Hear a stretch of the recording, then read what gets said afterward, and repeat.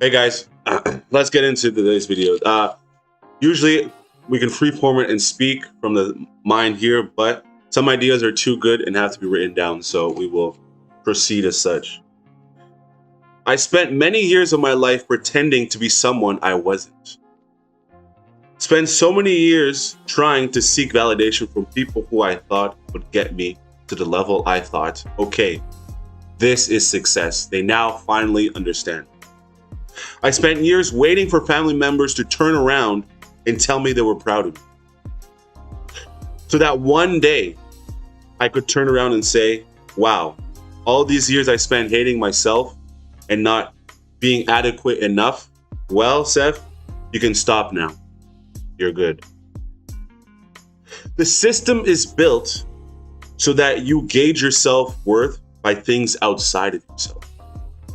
You looked at teachers, guidance counselors, parents, coaches, girls, casting directors, boys, men, pause, money. Honestly, this list could be a mile long.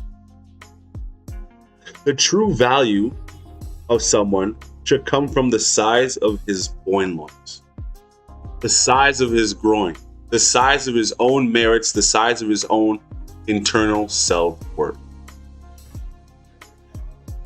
The size of your heart will tell you if you're a skinny green YN with a gut or a giga chat. Why do you have to run any of your ideas by? Why do you even have to take a driver's test? Just hop in the whip, skirt. Why do you even have to take a test to be a brain surgeon? Just go and be a brain surgeon. Now, obviously, I'm joking, but it's just to tell you the idea of don't ask permission, ask forgiveness. Running ideas by most people will get you answers of common average folk. They can only give you answers based on their own experiences and their own spiritual mindset and spiritual standing. They can't go further past that. How could they? They've never experienced it. And the frequency of your vision is on a different frequency than what they're thinking about. So they can never get in your lane, so to speak. Give me 1 second. Let me find out where I was. I'm not saying you're the next Tesla, but your next idea could change your life.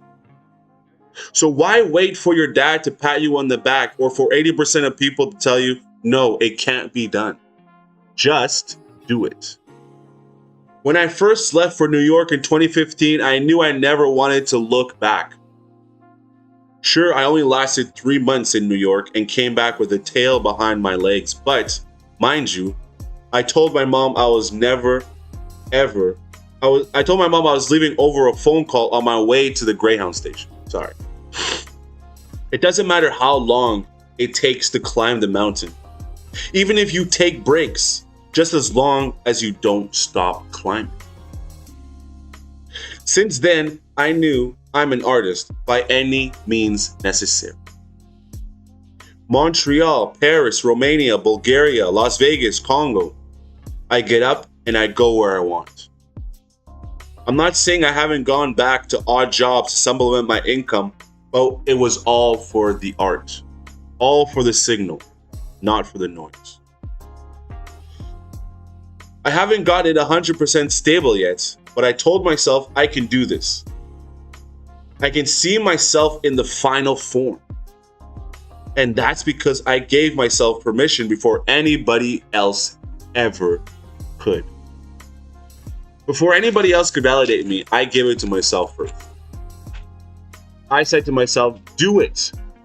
Because once you're doing it and once you're actually putting in the reps and you're putting in the sort of energy towards this objective, the people around you will start to say, at first they will clown you and they will see things from their own perspective. And they'll say, why is he doing that? Why is this person doing that? Why is he moving like this? Why is he moving like that? He should be doing this. He should take a safer route. His stock chart is moving like this. It's not hockey sticking up. He's unstable. It's a crazy idea. He's putting his family in jeopardy. He's putting his kids in jeopardy.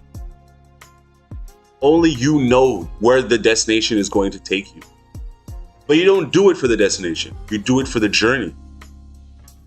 So it doesn't matter what everybody else is thinking. It doesn't matter what everybody else wants you to do.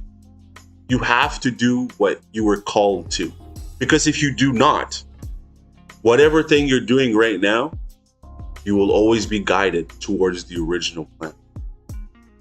So take heed, take those steps towards whatever objective, whatever goals, whatever thing you wanted to do or accomplish or create, and start doing it now. Because the only thing I fear in this world is regret.